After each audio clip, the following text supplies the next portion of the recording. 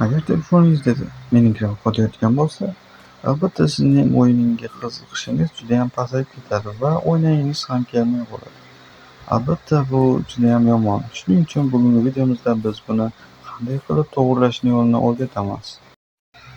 Hallo, hammaga salom do'stlar, sizlar bilan Red Pixel kanali va bugungi videomizda Minecraft qanday qilib qotmaydigan qilishni o'rgatamiz. Xo'p, unda biz settingsga kirib olamiz. Birinchi navbatda biz shundan keyin video bo'limini topib, modlar bo'limiga o'tamiz, ya'ni modda o'rnatishimiz kerak. Shuning uchun video bo'limidan modlar o'rnatamiz. Okey, moddan biz mana shu men o'rnatayotgan modlarni o'rnatib olamiz. Bularni albatta Telegram kanalimga tashib qo'yaman. Bemalol yuklab olishingiz mumkin. Okey, biz bularni o'rnatib olganimizdan so'ng bularni nastroykasini bosib eng oxiriga tushirib qo'yamiz, chunki bu qotmaslik uchun yordam beradi, ya'ni modda asl kuchini ko'rsatib beradi. Okey.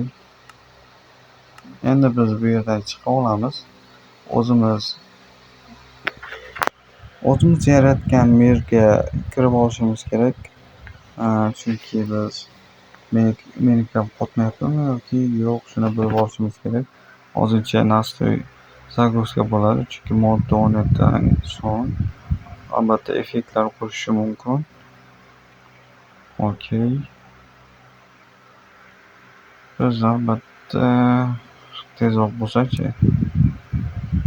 Hop, biz endi menlar bo'limiga kirib, o'zimiz yaratgan bitta merga kirib ko'ramiz. Bu joyini kesib olaman, chunki hech kim kutishi kerak yo'q.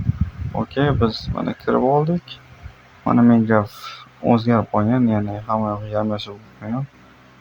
Endi Minecraft ancha oldingidan yengil va silliq ishlayapti. Hozir mana endi bemalol o'ynasangiz bo'ladi.